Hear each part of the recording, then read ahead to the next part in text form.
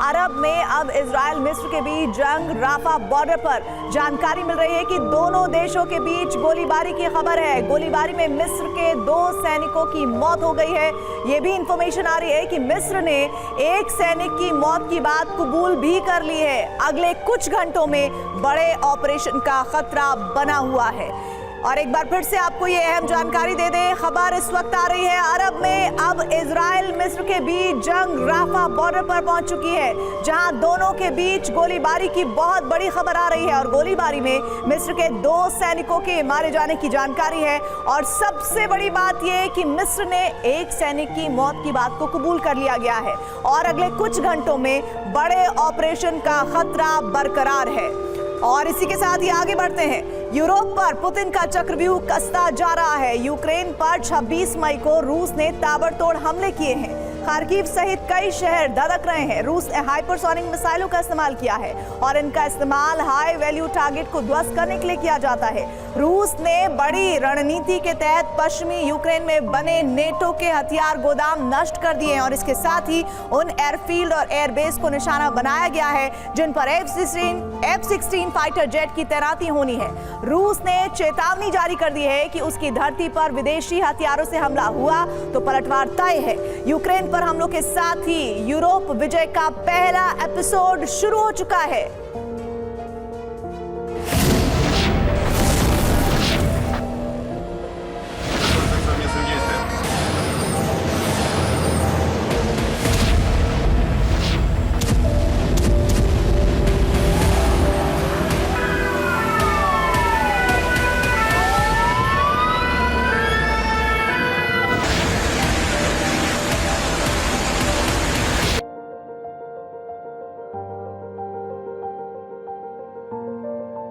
Crimea और रूस के काला सागर तट से सटे शहरों पर हमले का पुतिन प्रतिशोध शुरू हो चुका है।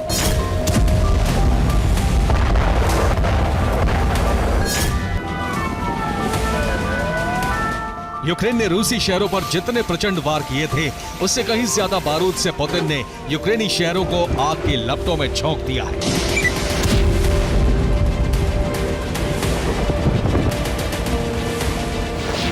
खार्किव का सिटी सेंटर धधक रहा है। कीव में कई इमारतें रूस के हमलों से बर्बाद हो चुकी हैं। लवीव पर रूस ने ताबड़तोड़ हमले किए हैं। डोनेट्स्क के कई इलाके रूसी बारूद की आंच में झुलस रहे हैं।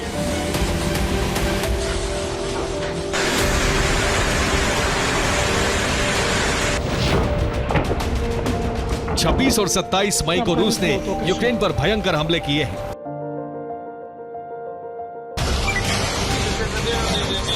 पूर्वी फ्रंट लाइन से लेकर पोलैंड बॉर्डर तक के शहर रूसी मिसाइलों का टारगेट बने हैं और सबसे ज्यादा विनाश हुआ है खार्किव में।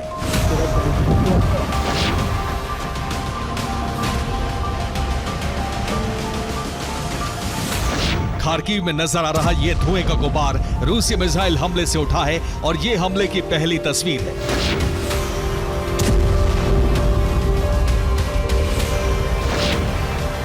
ये खार्किव सिटी सेंटर पर रूस के हमले की तस्वीर है।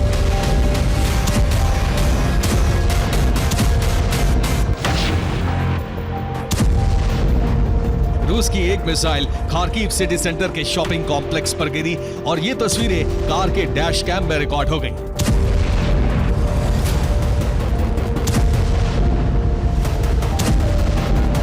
रूस के मिसाइल हमले की ये तस्वीरें खार्किव के शॉपिंग कॉम्प्लेक्स में लगे सीसीटीवी में रिकॉर्ड हुई और एक नहीं बल्कि कई ऐसी तस्वीरें हैं।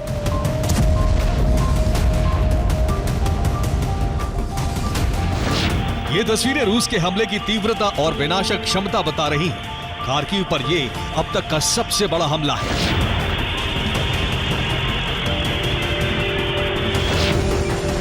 मिसाइल हमले के बाद खार्किव का सिटी सेंटर काले धुएं और लपटों से घिर गया।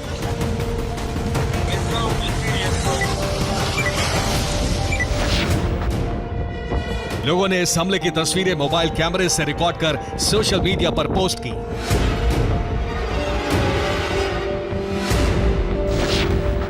खार्किव के सबसे बड़े कॉम्प्लेक्स पर मिसाइल हमले के बाद भारी तबाही हुई। इस हमले में अब तक 14 लोगों के मारे जाने की रिपोर्ट है।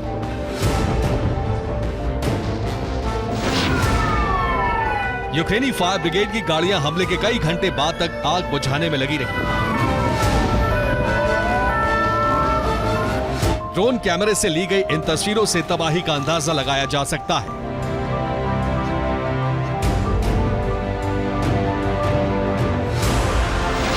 खार्किव के साथ साथ रूस ने कई और शहरों पर बड़े हमले किए हैं। रूस ने यूक्रेन पर KH क्रूज मिसाइलों से हमला किया। इसके साथ साथ किंजल हाइपरसोनिक मिसाइलों से भी प्रहार किए हैं।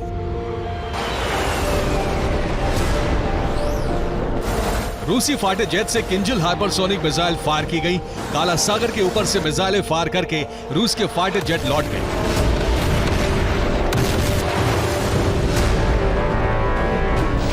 रूसी सेना ने यूक्रेन पर बड़ी रणनीति के तहत हमले किए हैं। रूस ने यूक्रेन में नेटो हथियार गोदामों को निशाना बनाया है। इसके साथ ही उन एयरफील्ड पर हमले किए गए हैं जहां F-16 जेट की तैनाती होनी है।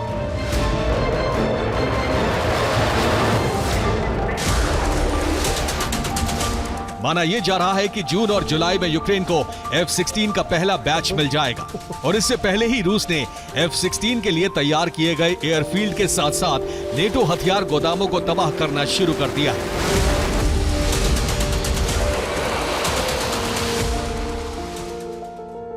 रूस ने यूक्रेन के स्तारोकोनस्तेनोव में नेटो हथियारों का गोदाम नष्ट कर दिया। इसके साथ साथ पोलैंड बॉर्डर के नजदीक शहर खमेलनित्स्की और लवीव में भी नेटो हथियार गोदाम पर मिसाइल हमले किए गए। रूसी सेना ने इवानो फ्रैंकोविच में भी एक गोदाम जलाकर खाक कर दिया और यूक्रेन के विनित्सिया शहर में बने नेटो हथियारों के गोदाम पर भी मिसाइल हमला किया गया। इसके अलावा रूस ने उन एयरफील्ड और एक्सपोर्ट पर हमले किए हैं जहां नेटो देश से मिलने वाले F-16 फाइटर जेट की तैनाती की तैयारियां की गई थी। जैसे खमेलनित्स्की के एयरफील्ड पर F-16 की तैनाती के इंफ्रास्ट्रक्चर्स को तैयार किया गया था और इन सब के अलावा लवीव के एयरफील्ड में भी यही इंतजाम हुए थे। ज़ेपोरिजिया इंटरनेशनल एयरपोर्ट पर भी हैंगर और रनवे बनाने की रिपोर्ट्स थी जिसे रूस ने मिसाइल हमलों से ध्वस्त कर दिया।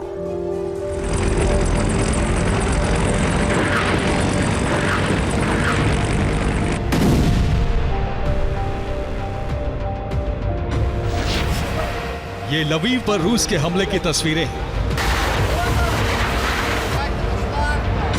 रूसी क्रूज मिसाइलों ने लवीव के कई ठिकानों पर हमले किए और कई हथियार गोदाम हमलों में तबाह हो गए।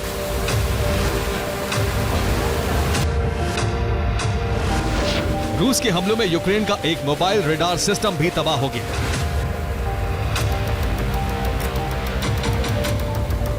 डोनेट्स्क के ग्राउंड ऑपरेशन में भी यूक्रेन को बड़ा नुकसान उठाना पड़ा है। रूसी सेना ने डोनेट्स्क के नेता यालोवो पर कब्जा कर लिया।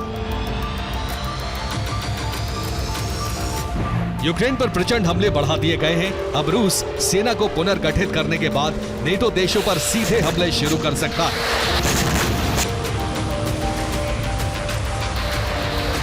उसकी वजह है नेटो के हथियारों से रूस की जमीन पर हमले की इजाजत।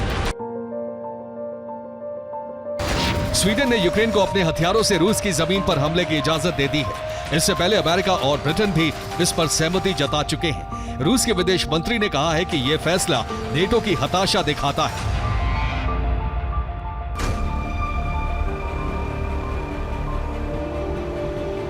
रिपोर्ट यह है कि नेटो देश मिलकर भी रूस की शक्ति का मुकाबला नहीं कर पा रहे हैं।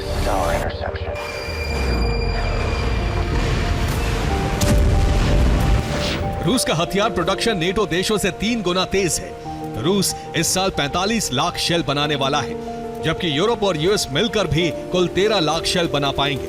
रूस की प्रोडक्शन लागत भी नेटो से कम है। नेटो की प्रति शेल लागत 3,30,000 रुपए है, जबकि रूस की प्रति शेल प्रोडक्शन लागत 83,000 रुपए है। रूस के पास इस वक्त इतना गोला बारूद है कि परंपरागत युद्ध में नेटो पर भारी पड़ रहा है और यही संकेत है कि पुतिन यूरोप साम्राज्य विस्तार की जंग शुरू करने वाले हैं। Bureau report, TV9 Bharat.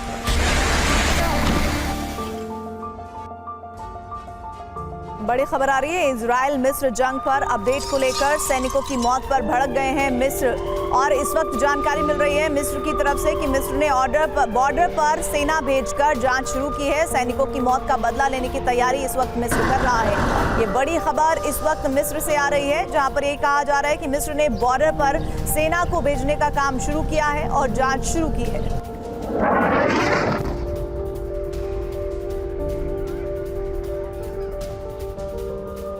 एक और बड़ी खबर आ रही है हेरसोन मोर्चे पर रूस का हमला। यूक्रेन की 23 निगरानी चौकी नष्ट हुई है। 2 इलेक्ट्रॉनिक वॉरफेयर स्टेशन तबाह होने की खबर है। ये तस्वीरें आप देख रहे हैं यूक्रेन की 23 निगरानी जो चेक पोस्ट है उनको तबाह किया गया है और ये तस्वीरें आप इस वक्त हेरसोन की देख रहे हैं जहां पर इस वक्त जानकारी है कि रूस ने ताबड़तोड़ अटैक्स जारी किए हैं।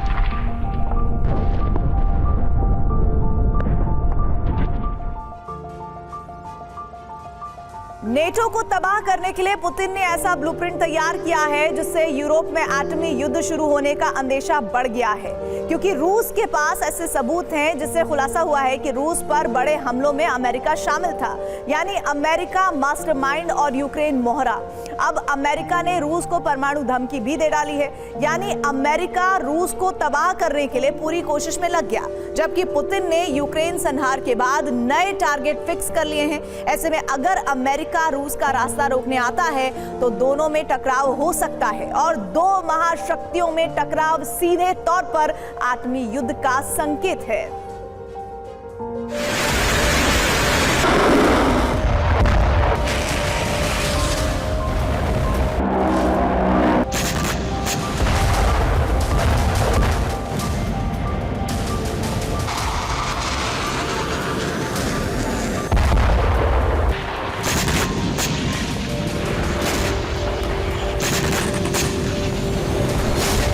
यूक्रेन में इतनी तबाही, इतनी बर्बादी, इतना विनाश।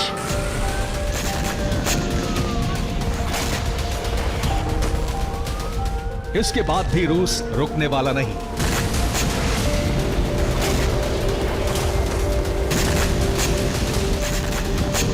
अब नेटो देशों को खतरा है कहीं उन पर हमला ना हो जाए।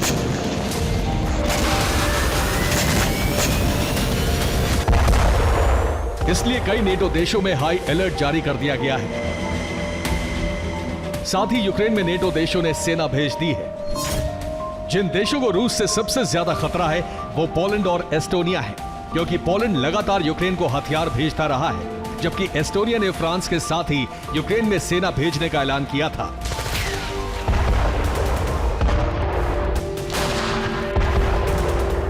खतरा इतना बड़ा है कि पोलैंड ने तो एयरबेस वॉर रेडी कर दिए हैं। बीती रात अगर एक भी मिसाइल पोलैंड पर गिरती तो पोलैंड के फाइटर जेट हमले के लिए तैयार थे। दूसरी तरफ एस्टोनिया की समुद्री सीमा में रूस के कब्जे की बात कही जा रही है। रूस ने एस्टोनिया से लगी बाड़बंदी को भी हटा दिया है।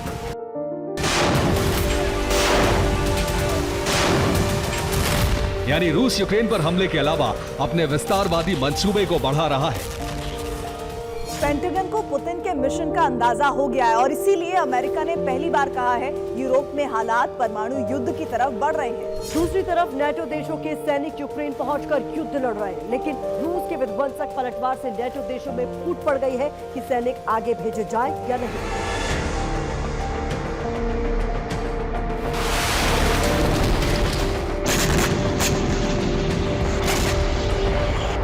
इस दौरान पेंटागन ने कहा है कि अगर रूस ने परमाणु हथियारों का इस्तेमाल यूक्रेन पर किया, अगर उस हमले में किसी की मौत भी नहीं होती है तो हम यूक्रेन में मौजूद रूस के तमाम ठिकानों को एक साथ तबाह कर देंगे।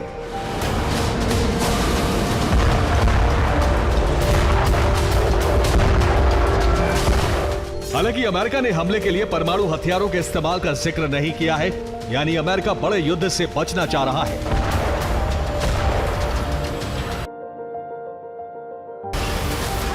लेकिन रूस ने दावा किया है कि रूस पर हुए हर बड़े हमले के पीछे अमेरिका है। यहां तक कि क्रास्नोदर में nuclear command and control system पर हमले का मास्टरमाइंड भी अमेरिका है। यह दावा रोसकॉस्मोस के पूर्व चीफ दिमित्री रोगोजिन ने किया है। रूस रूस के मुताबिक रूस पर हर बड़े हमले के पीछे अमेरिका का ही दिमाग होता है और हमले का इनपुट भी पेंटागन से ही यूक्रेन को मिलता है। उधर नेटो ने दावा कर दिया है कि अगर रूस यूक्रेन में जीत जाता है तो सभी नेटो देश एक साथ मिलकर रूस के खिलाफ सेना उतार देंगे।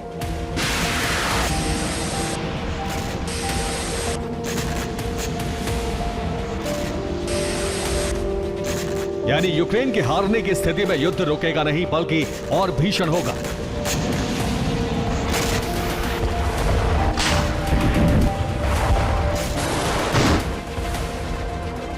क्योंकि फिर टकराव रूस और नेटो में शुरू हो जाएगा, जिसका ट्रेलर अभी से दिखने लगा है। 26 मई की रात को यूक्रेन पर रूस ने जबरदस्त हमला किया। अधिकतर हमले यूक्रेन के एनर्जी सेक्टर पर किए गए। सबसे ज्यादा निशाने पर साउथ ईस्ट यूक्रेन था। वेस्ट यूक्रेन में 2 से 3 जगह मिसाइल अटैक हुआ। कीव के बाद लवीव में भी मिसाइल दागी गई। वेस्ट यूक्रेन से पोलैंड का बॉर्डर लगता है। यूक्रेन पर हमले से पोलैंड में अलर्ट जारी हो गया। हमले के डर से पोलैंड के एयरबेस वॉर रेडी मोड में आ गए। पूरे पोलैंड में हमले का अलर्ट जारी करना पड़ा। यूक्रेन पर हमले के साथ ही पोलैंड के फाइटर जेट एक्टिव कर दिए गए। बॉर्डर के पास बने एयरबेस पर फाइटर जेट डिप्लॉय किए गए। कुछ प्लेन्स ने यूक्रेन की निगरानी के लिए उड़ान भी भरी और कुछ प्लेन रूस के बॉर्डर तक भी पहुंचे। पोलैंड ने हमले की स्थिति में तुरंत एक्शन लेने का फरमान जारी कर दिया। रूस के क्रेमलिन और मिलिट्री पोस्ट पर हमले लगातार होने की जानकारी भी सामने आई।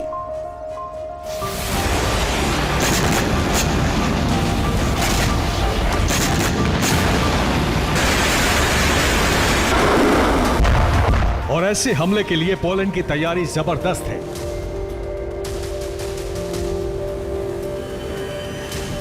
पोलैंड के रक्षा मंत्रालय ने लॉन्ग रेंज अटैक के लिए मिलिट्री एविएशन को तैयार रहने के लिए कहा है।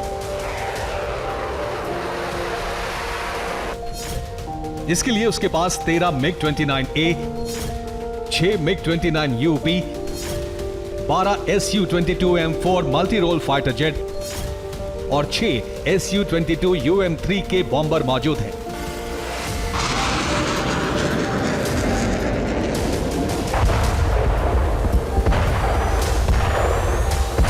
इसके अलावा पोलैंड ने लॉन्ग रेंज अटैक के लिए मिसाइल सैलो को अलर्ट पर डाल दिया है।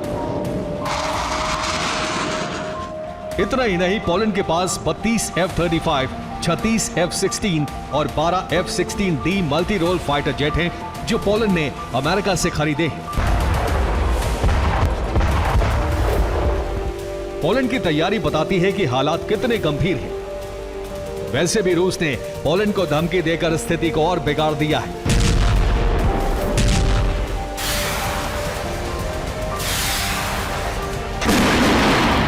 रूस की सिक्योरिटी काउंसिल के डिप्टी चीफ दिमित्री मेदवेदेव ने कहा है, अगर अमेरिका और पोलैंड रूस पर हमले करते हैं तो यह तीसरे विश्व युद्ध की शुरुआत होगी।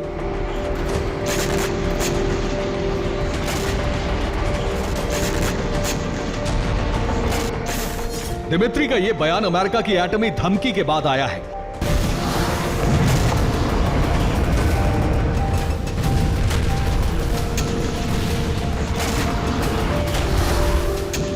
दरअसल यूक्रेन के बाद सबसे ज्यादा खतरे में बाल्टिक देश है।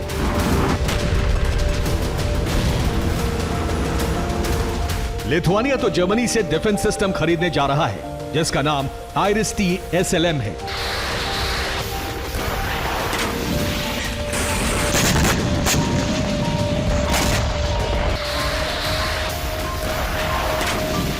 यानी लिथुआनिया को अंदेशा है कि कभी भी रूस की मिसाइल तबाही मचा सकती है।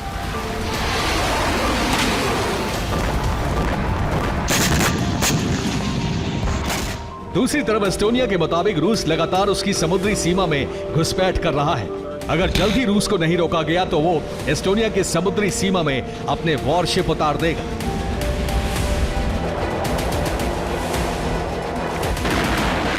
वैसे भी बाल्टिक में रूस अपनी बादशाहत कायम करने के लिए किसी भी हद तक जा सकता है और पोलैंड ने एस्टोनिया को धमकी देकर उसने अपने इरादे जाहिर कर दिए हैं। Bureau report, TV9 Bharatvarsh. बड़ी खबर आ रही है मिस्र में से गोलीबारी पर इजरायल की पुष्टि। राफा बॉर्डर पर दोनों देशों के बीच गोलीबारी हुई है। मिस्र की सेना को मनाने में जुटा है इजरायल। आईडीएफ से बदला लेने पर अड़ा हुआ है मिस्र। गोलीबारी में हुई मिस्र के 2 सैनिकों की मौत और एक की तो खबर यह है कि मिस्र ने कंफर्मेशन भी दी है, बात कबूल कर ली है कि एक सैनिक मारा गया है, लेकिन इस पूरी गोलीबारी में 2 सैनिकों की जान जाने की बात है।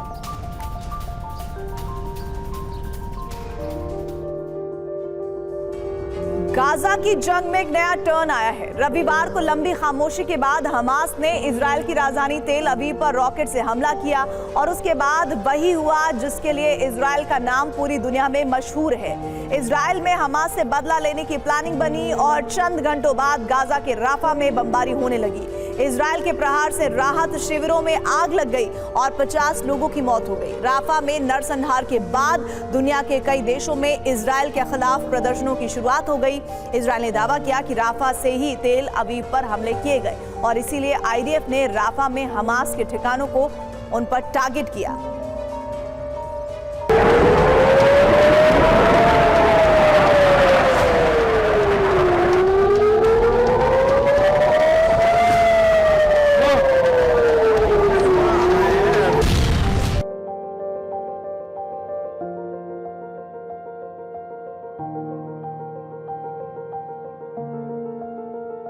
पहले तेल अवीव पर बरसा रॉकेट,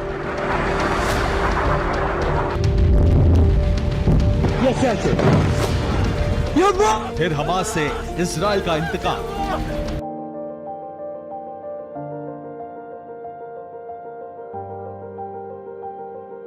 इजरायल की राजधानी में धमाकों की गूंज के चंद घंटों बाद गाजा के राफा में बारूदी कोहराम मच गया।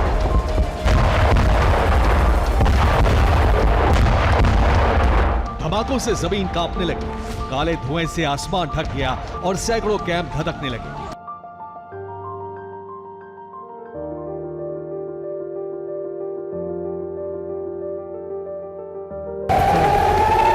इजरायल ने गिन गिनकर हमास के हमले का हिसाब चुकता किया है।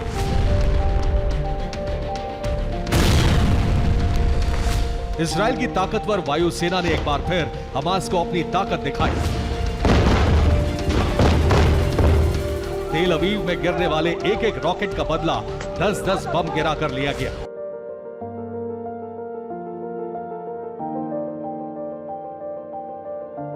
तेल अवीव हमलों से पहले इजरायल में हड़कंप मच गया।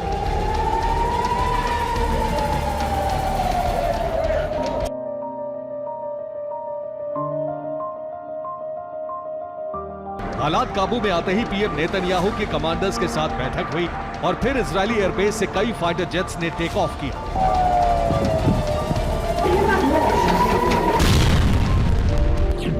तेल अवीव में रविवार दोपहर बाद कई हमले हुए। आयरन डोम की नाकामी से कई जगहों पर धमाके हुए। हमास का हमला रुकने के बाद बदले का एक्शन प्लान बना और फिर गाजा को दहलाने का ऑर्डर जारी कर दिया गया। इजरायल से टेक ऑफ करने वाले फाइटर विमान चंद मिनटों बाद राफा के ऊपर चक्कर लगाने लगे और फिर बम की बरसात कर दी गई।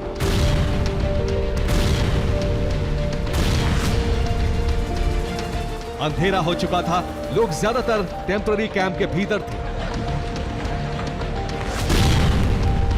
तभी धमाकों की आवाज से दहशत मच गई। बम धमाके के बाद एक बड़े इलाके में आग लग गई।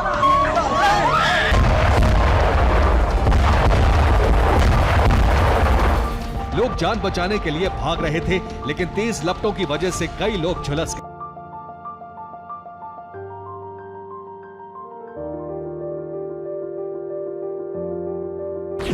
दोपहर तक 50 लोगों की मौत की पुष्टि हुई थी।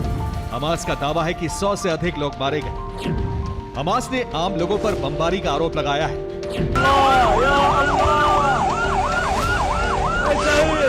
हमास ने इसे नरसंहार करार दिया है। लोगों से इजरायल के खिलाफ मोर्चा खोलने की अपील की है। इजरायल के हमले की खबर फैलते ही कई देशों में प्रदर्शन की शुरुआत भी हो गई।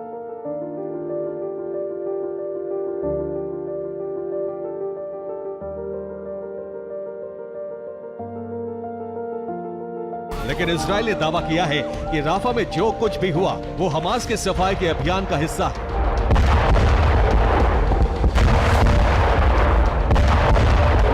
हमास ने तेल अवीव पर हमले के लिए भी राफा में मौजूद हमास के लड़ाकों को दोषी ठहराया है।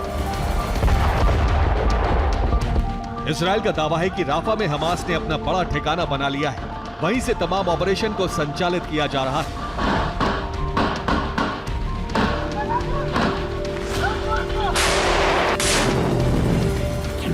हमास का आरोप है कि इजराइल ने राफा में 900 किलो वाले बम का इस्तेमाल किया। सभी बम आम लोगों के शिविरों पर गिराए गए। बमबारी में कई बच्चों और महिलाओं की मौत हुई है।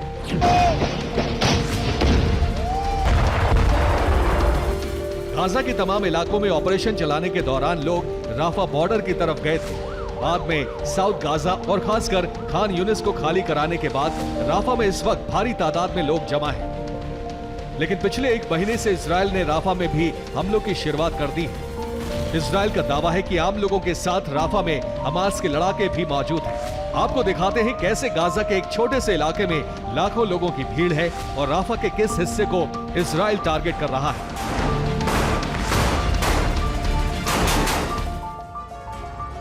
राफा के इस मैप के जरिए आइए आपको समझाते हैं, इसीलिए आपको जानकारी हो जाएगी कि आखिर मौजूदा हालात में दिक्कतें और चुनौतियां क्या बनने जा रही हैं। इजरायली सेना ने खान यूनिस में ऑपरेशन चलाया था और यहाँ के पूरे इलाके को खाली कराया गया था। यहाँ के राफा गए और वहाँ उन्हें शरण मिल गई। यहाँ के लोग कुल मिलाकर बात की जाए तो करीब 14 लाख लोगों ने राफा में शरण ली। अब ये जो गाजा का छोटा सा हिस्सा जिसे राफा कहते हैं, यहाँ राफा क्रॉसिंग और केरम शेलोम क्रॉसिंग है, यही सबसे ज्यादा भीड़ वाला हिस्सा है। इजराइल ने इसी पूर्वी हिस्से में हमला किया है और इस इलाके की टैंक से पहले ही घेराबंदी कर ली गई है। विमानों से यहाँ बारी बारी बमबारी की जा रही है। इजराइल का दावा है कि राफा के इस हिस्से में हमास के ठिकाने मौजूद हैं और यहीं हमास से सीक्रेट कमांड सेंटर बनाने की जानकारी भी सामने आई है। इजराइल हमास के सेंटर पर हमला कर रहा है और इजराइल का दावा है कि उसे हमास की मौजूदगी की पक्की जानकारी मिली थी। इजराइल ने हमले में हमास के 2 कमांडरों के मारे जाने की भी बात को लेकर दावे किए हैं।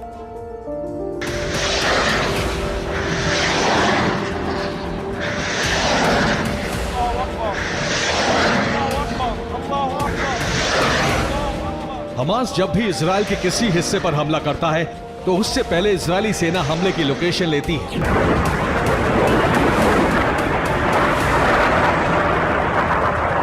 राफा पर बमबारी के साथ ही इजरायली एयरक्राफ्ट्स ने नॉर्थ गाजा के कई इलाकों में भारी बमबारी की। माना जा रहा है कि इस वक्त आईडीएफ को जहां भी हमास के लड़ाकों की जानकारी मिल रही है वहां ताबड़तोड़ हमले किए जा रहे हैं।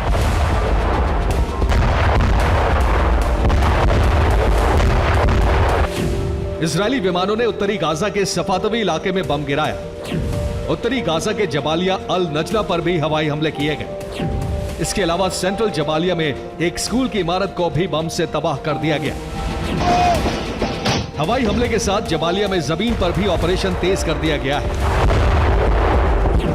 राफा पर हमले के बाद वेस्ट बैंक में लोग सड़कों पर उतर आए और इजराइल के खिलाफ प्रदर्शन करने लगे।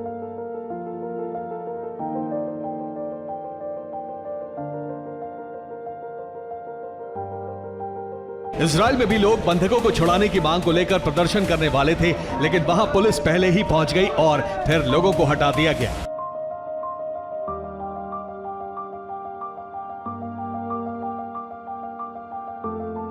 राफा पर बमबारी की खबर जैसे ही तुर्की पहुंची, कई फिलिस्तीनी समर्थक सड़क पर उतर आए। ये लोग इजराइल के खिलाफ नारेबाजी कर रहे थे और नरसंहार रोकने की अपील कर रहे थे। तुर्की में देर रात तक प्रदर्शन चलता रहा।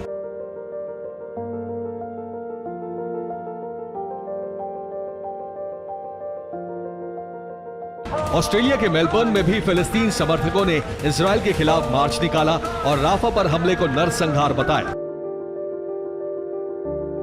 फिलहाल राफा के एक बड़े इलाके को टैंकों से घेर लिया गया है। लाखों लोगों की मौजूदगी के बीच चंद हमास लड़ाकों को तलाश करके मारना बेहद मुश्किल है। इसलिए माना जा रहा है कि राफा में अभी और खून बहने वाला है। इससे पहले संयुक्त राष्ट्र की शीर्ष अदालत के जजों ने शुक्रवार को इजराइल को दक्षिणी गाजा शहर राफा पर अपने सैन्य हमले रोकने का आदेश दिया था।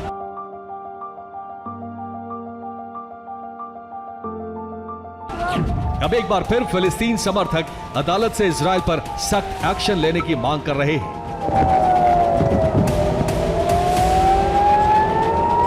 Bureau report, TV9 Bharatvarsh.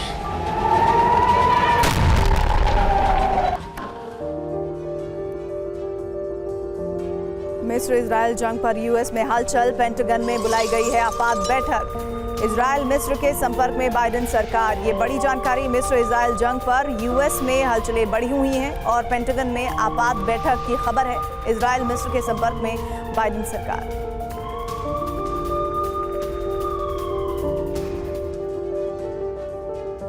दो दिन पहले ही चीन की जॉइंट मिलिट्री ड्रिल खत्म हुई, जिसे पीएलए की ईस्टर्न थिएटर कमांड ने अंजाम दिया, वो भी ताइवान की चौतरफा घेराबंदी करते हुए। ड्रैगन सेना की इस ड्रिल का मकसद था ताइवान पर कब्जे की तैयारी, मगर इस युद्ध अभ्यास के बाद चीन और अमेरिका में तनातनी बढ़ चुकी है और इसकी वजह है ताइवान में यूएस डेलीगेशन की एंट्री। बस फिर क्या था, दोनों देशों ने जुबानी जंग के साथ ही विध्वंसक हथियारों को वॉर जोन में तैनात कर दिया है और ऐसे में आशंका जताई जा रही है कि क्या ताइवान को लेकर चीन अमेरिका में आर पार की जंग हो सकती है। देखिए,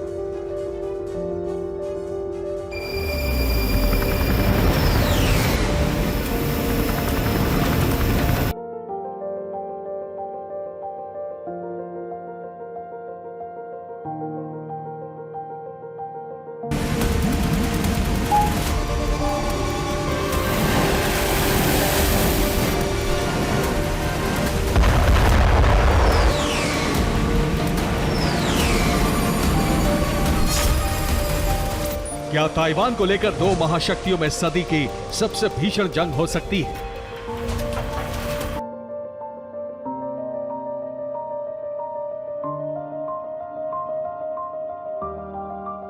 क्या जल्द ही चीन और अमेरिका के समुद्री योद्धा ब्लू वॉर जोन में बारूदी कोहरा मचा सकते हैं?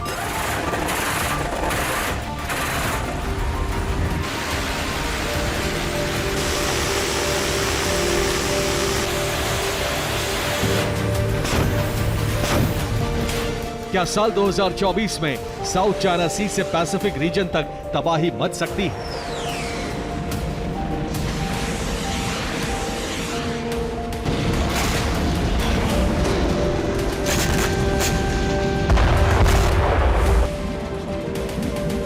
हर नए दिन के साथ ताइवान को लेकर चीन और अमेरिका में तनातनी बढ़ती जा रही है, जिससे इस बात की आशंका बढ़ गई है कि किसी भी वक्त दोनों देशों के बीच आर पार की जंग हो सकती है। और इस बार युद्ध की आशंकाओं की वजह बना है ताइवान में अमेरिकी डेलीगेशन की एंट्री।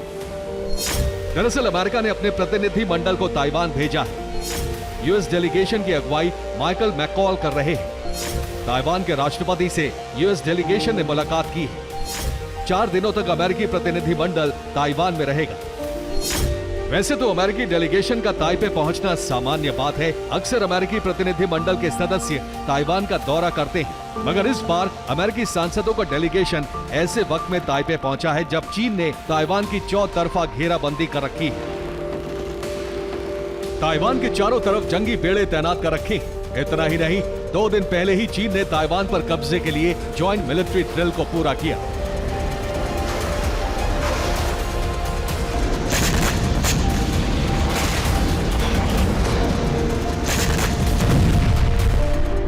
ड्रैगन सेना ने भले ही जॉइंट ड्रिल को खत्म कर दिया, लेकिन अब भी चीन की नौसेना के जंगी बेड़े ताइवान को घेरे हुए हैं। अब भी 9 फ्रंट से ड्रैगन के युद्धपोतों ने ताइवान के खिलाफ चक्रव्यूह बना रखा है। लिहाजा इसी बीच अमेरिकी डेलीगेशन के ताइवान पहुंचने के साथ ही ड्रैगन भड़क उठा है। जिनपिंग भी गुस्से से लाल है और अमेरिकी प्रतिनिधि मंडल के ताइवान दौरे पर चीन की तरफ से धमकी भरा बयान भी सामने आया है। वो ये कि अमेरिका ने अपने प्रतिनिधि मंडल को ताइवान भेजकर बड़ी गलती की है। अगर अमेरिका ने अपने डेलीगेशन को ताइवान भेजना बंद नहीं किया तो यकीनन अंजाम बेहद भयावह होंगे, क्योंकि ताइवान विवाद पर किसी की दखलंदाजी चीन बर्दाश्त नहीं करेगा और ताइवान को हासिल करने के लिए पीएलए किसी भी हद तक जा सकती है। आपको बता दें कि इन तल्ख बयानों से ड्रैगन सिर्फ ताइवान को डरा धमका ही नहीं रहा, बल्कि इसके साथ साथ ताइवान के खिलाफ बारूदी चक्रव्यूह भी तैयार कर रहा है।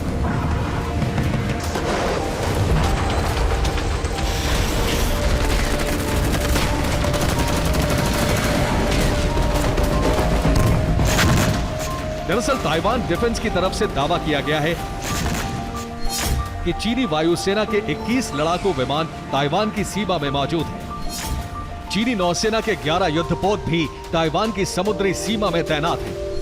इसके अलावा चीनी कोस्ट गार्ड के 4 जहाज ताइवान सीमा पर मौजूद हैं। जहां चीनी फाइटर जेट लगातार ताइवान के एयर डिफेंस जोन में घुसपैठ कर रहे हैं, तो वहीं ताइवान स्ट्रेट और बाकी समुद्री इलाके पर तैनात जंगी बेड़े भी लगातार ड्रिल कर रहे हैं। दावा तो यहां तक किया जा रहा है कि चीन ने J-20 लड़ाकू विमान को भी ताइवान के खिलाफ उतार दिया है। ड्रैगन का ये फाइटर जेट लगातार ताइवान के एयरफील्ड में उड़ान भी भर रहा है।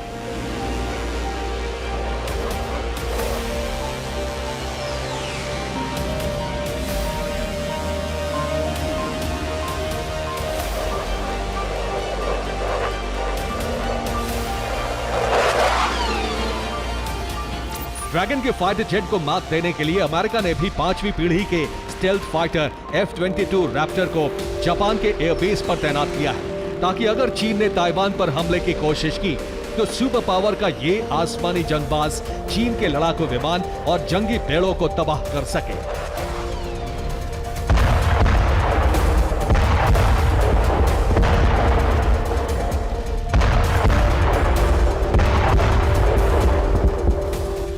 मतलब ये कि ताइवान को लेकर चीन और अमेरिका में जंगी बिसात बिछ चुकी है। दोनों देशों ने अपने लड़ाकों को तैनात कर दिया है। ऐसे में मुमकिन है कि आने वाले चंद दिनों में चीन और अमेरिका के बीच जुबानी जंग किसी भी वक्त महाजंग में तब्दील हो सकती है, जिसका मतलब होगा महातबाही। Bureau report, TV9 Bharatvarsh.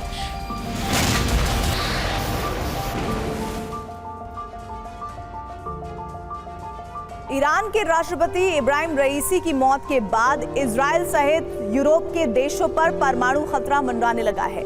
British रक्षा विशेषज्ञ की रिपोर्ट है, ईरान एक बड़ी जंग की तैयारी में है और इसकी चपेट में यूरोप भी आ सकता है। रईसी की मौत पर ईरान ने अभी तक चुप्पी साधी है, लेकिन सरकार उनकी मौत के लिए इजराइल, अमेरिका और सहयोगी देशों को जिम्मेदार मानती है। रईसी का प्रतिशोध लेने के लिए इजराइल पर प्रॉक्सी संगठनों को हमले तेज करने की जानकारी भी सामने आ चुकी है और आशंका जताई जा रही है कि यूरोप तक भी परमाणु आंच पहुंच सकती है।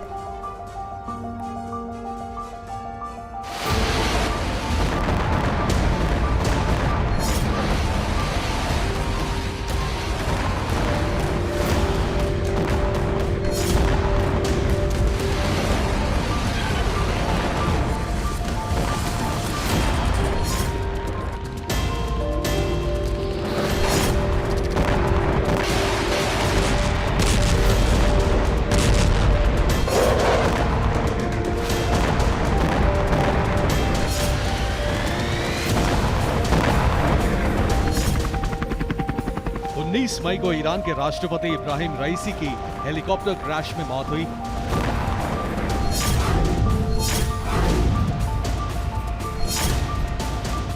और 21 मई से इजराइल पर प्रॉक्सी संगठनों के हमले तेज हो गए।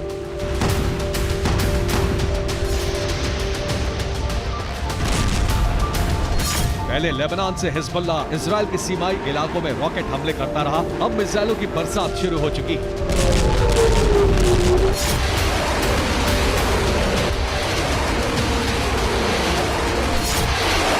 26 मई को हिजबुल्लाह ने इजराइल के किरियत शिमोना पर मिसाइल हमला किया। मिसाइल किरियत शिमोना की घनी आबादी के बीच गिरी।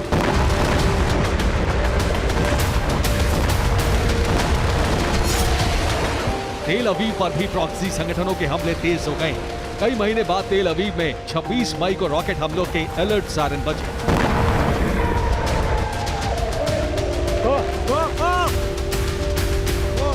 इसके बाद तेल अवीव के सड़कों पर भगदड़ मच गई और लोग जान बचाने के लिए दौड़कर बंकरों में पहुंचने लगे।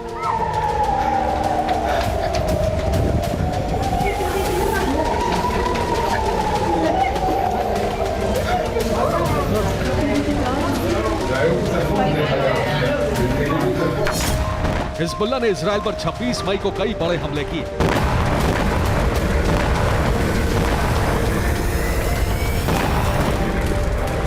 हिजबुल्लाह ने इजराइल के गैलिली पर मिसाइल हमला किया। विस्फोट के बाद बड़े इलाके में आग लग गई।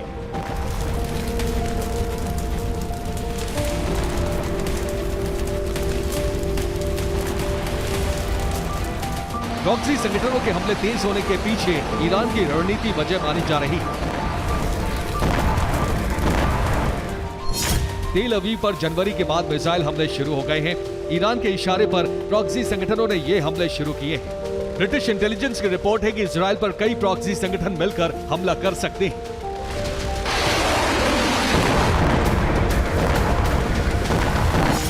ईरान अपने प्रॉक्सी संगठनों के जरिए इजराइल और उसके सहयोगी देशों को घेर रहा है।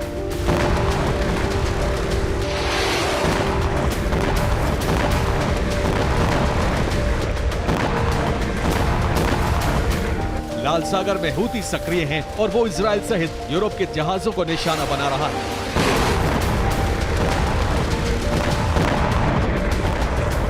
ईरान रईसी की मौत का प्रतिशोध लेने के लिए प्रॉक्सी संगठनों का इस्तेमाल कर रहा है।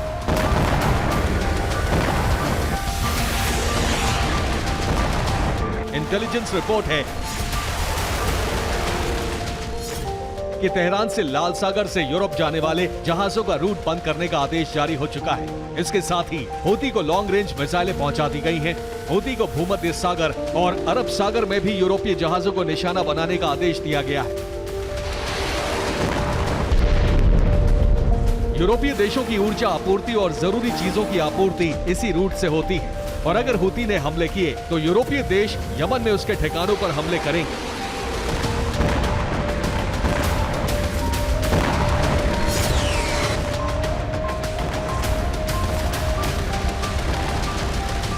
ऐसी स्थिति बनी तो पूरा यूरोप ईरान के टारगेट पर होगा।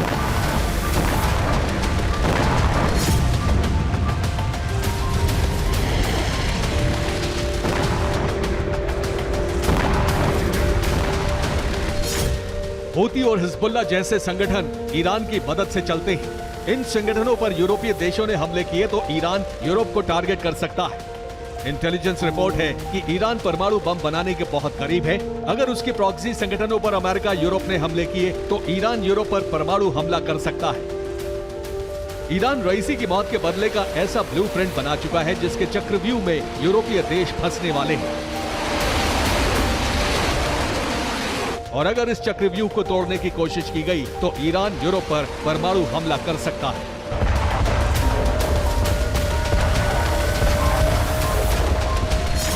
Bureau report, TV9 Bharat.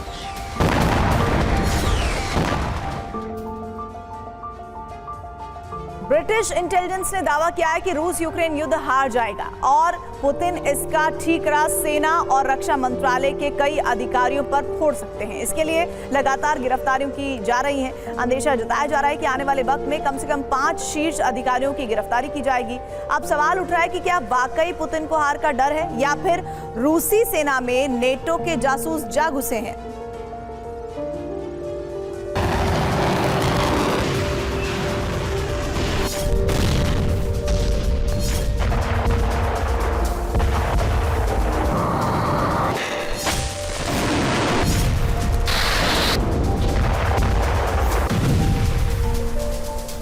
शुरू हो चुका है पुतिन का ऑपरेशन गद्दार। एक के बाद एक कई गिरफ्तारियां हो चुकी हैं।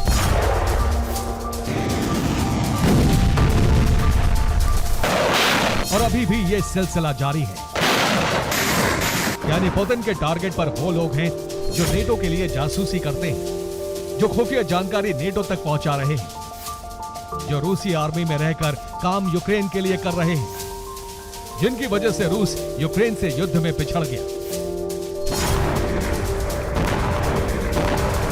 पुतिन ने एक लिस्ट तैयार कर ली है जिसमें वो तमाम नाम हैं, जिसमें बड़ा नाम रूस के पूर्व deputy defence minister Timur Ivanov का है, जिन पर करप्शन का चार्ज लगा है। इसके अलावा रूस के रक्षा मंत्री रह चुके सर्गेई शोइगु को भी पद से इस्तीफा देना पड़ा था। उन पर भी भ्रष्टाचार का आरोप लगाया गया है। इसके अलावा पूर्व लेफ्टिनेंट जनरल वादिम शमारिन को भ्रष्टाचार के आरोप में 15 साल के लिए जेल में डाल दिया गया है। यूरी कुज़नेत्सोव को भी देशद्रोह के आरोप में घर से गिरफ्तार किया गया।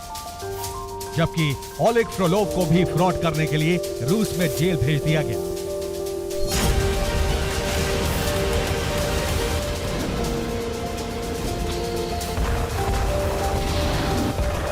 क्रेमलिन से मिले इनपुट के मुताबिक जल्द ही 5 और शीर्ष अधिकारी गिरफ्तार किए जा सकते हैं, जबकि अंदेशा यह भी है कि रूसी सेना अब चुन चुनकर उन अधिकारियों को गिरफ्तार करेगी जो रूसी सेना की नीतियों के खिलाफ काम कर रहे हैं।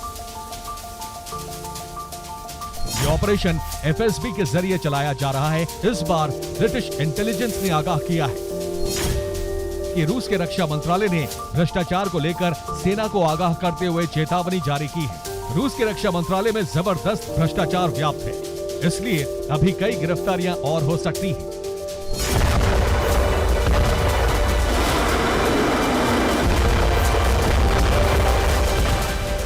यानी एक अभियान के तहत पुतिन काम कर रहे हैं, जबकि नेटो का कहना है कि पुतिन हार के डर से ऐसा कर रहे हैं, जिसमें यूक्रेन से हारने पर गिरफ्तार किए लोगों पर हार का ठीकरा फोड़ा जा सके।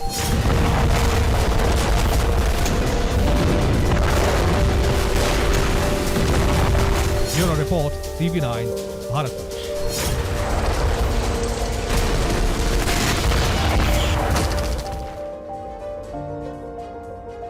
जीपीएस से लैस हथियारों को अचूक और अभेद्य माना जाता है, क्योंकि एक बार टारगेट सेट करने के साथ ही ये आधुनिक हथियार तबाही मचा देते हैं, बैटल ग्राउंड में बारूदी कोहराम मचा देते हैं। मगर इसी बीच पुतिन ने अपनी जैमिंग तकनीक को अपग्रेड किया है, जिसका नतीजा ये हुआ है कि यूक्रेन के बारूदी जखीरे में मौजूद अमेरिका नेटो के हथियार युद्ध भूमि में लाचार हो चुके हैं। आखिर कैसे, देखिए।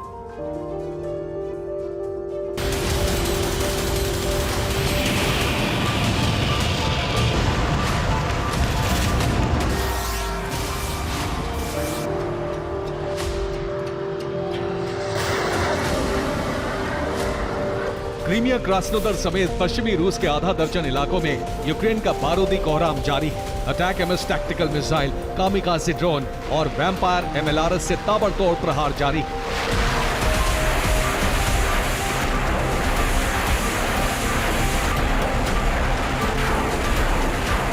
इन हमलों के साथ भले ही यूक्रेन ने एक फ्रंट पर बढ़त बना ली हो, रूसी सेना को सरेंडर पर मजबूर कर दिया हो, मगर इसी बीच यूक्रेनी मिलिट्री ऑफिशियल की तरफ से सनसनीखेज खुलासा किया गया है। दरअसल वॉशिंगटन पोस्ट की एक रिपोर्ट में दावा किया गया है कि रूसी डिफेंस ने अपने जैमिंग सिस्टम को अपग्रेड किया है, जिसके चलते यूक्रेन के हमले लगातार नाकाम हो रहे हैं। अमेरिका के हाईटेक हथियार युद्ध में अप्रभावी हो चुके हैं।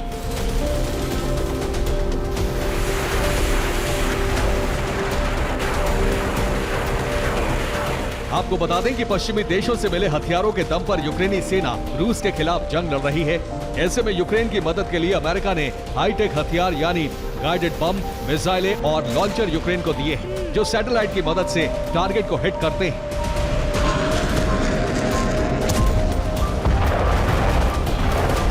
बस यूक्रेन की इसी ताकत को ध्वस्त करने के लिए रूस ने अपने जैमिंग सिस्टम को एडवांस्ड फीचर्स के साथ लैस किया है, और जानते हैं इसके चलते अमेरिका के तमाम सैटेलाइट गाइडेड हथियार वॉर जोन में बेअसर हो चुके हैं।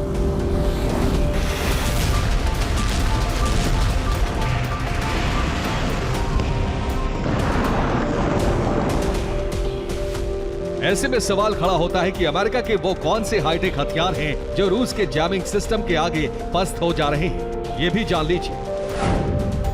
जेडैम ER मिसाइल, इस गाइडेड मिसाइल को लड़ाकू विमानों से फायर किया जाता है, लेकिन रूसी जैमिंग सिस्टम के आगे ये मिसाइल फेल हो जा रही है। M30, M31 रॉकेट, 50 मील तक विध्वंसक हमला करने वाला ये रॉकेट HIMARS से दागा जाता है, लेकिन रूस ने अपनी जैमिंग तकनीक से इसे भी कबाड़ बना दिया है। 155 mm गाइडेड शेल, हॉवित्जर तोपों से दागे जाने वाला ये शेल भी रूसी जैमिंग सिस्टम के आगे सरेंडर कर चुका है।